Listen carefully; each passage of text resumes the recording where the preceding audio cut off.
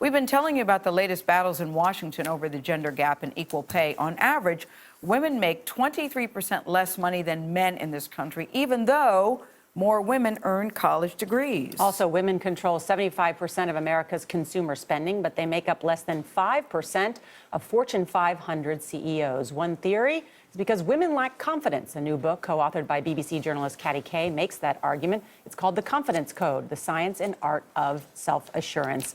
Good morning. Morning, Nora. Morning, Gail. Charlie. Yes. Why do women have a confidence problem? Do they? Women seem to hold themselves back. As you said, we have more degrees than men, we're better educated than men, but at some point we have these wells of self-doubt. We don't seem to quite believe that we deserve to be at the very top. There's a study that's just come out of the UK that asked graduate students at a business school, what do you deserve to earn in 5 years' time?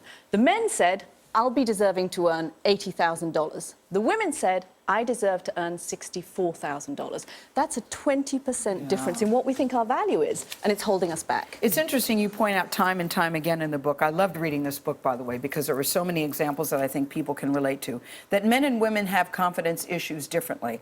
That men may have doubts, but they never dwell on it, as opposed to us, we just keep beating ourselves up. Why is that? You know, and give some examples of that. I thought that was fascinating. One of the things I learned writing this book is that it's okay to be nervous. Yeah. All of us are nervous. You walk into, for women, I think we often walk into situations where it is predominantly men in an executive suite or in an interview situation. And it's okay to feel those nerves. The difference between men and women, I think, is that women often let those nerves stop them from taking the next step up.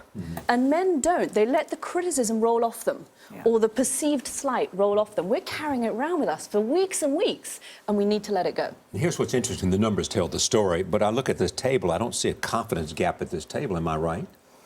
Well, sure, all women suffer for confidence, and I actually think one of the best stories is you sat down with Christine Lagarde, who you know really well, Yes. Charlie, of course, the head of the IMF, who talked about her own lack of confidence and who she consults with this about. And everything in life she's ever done, she's been at the top and good. And so you'd think she should have no lack of confidence, right? And Christine Lagarde told us that when she goes into some of those meetings with finance ministers, she has to reach deep within herself to find her confidence. And in order to compensate for a lack of confidence, she over-prepares massively. She reads her files inside out, backwards and forwards. And who does she do it with?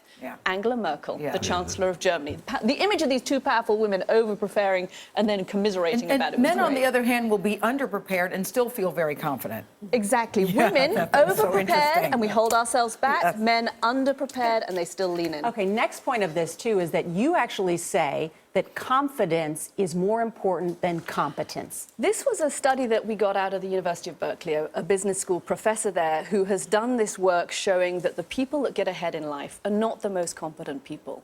They're the most confident people. And I think for women that's kind of anathema. We have this idea that if we keep our heads down and we play by the rules and we're just good girls, our natural talents will be rewarded. And then we've watched as the guys have got promoted over us and pay rises over us. And actually, I think women need to redefine talent to include confidence. It's an important part of the game for us.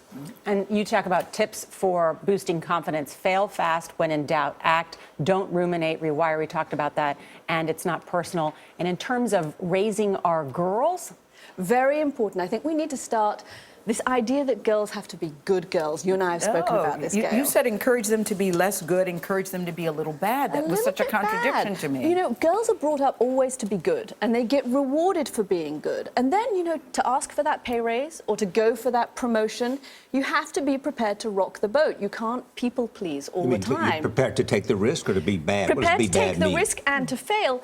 You have to be prepared to stick your neck out a bit, to do things that may not make every single person in the room happy.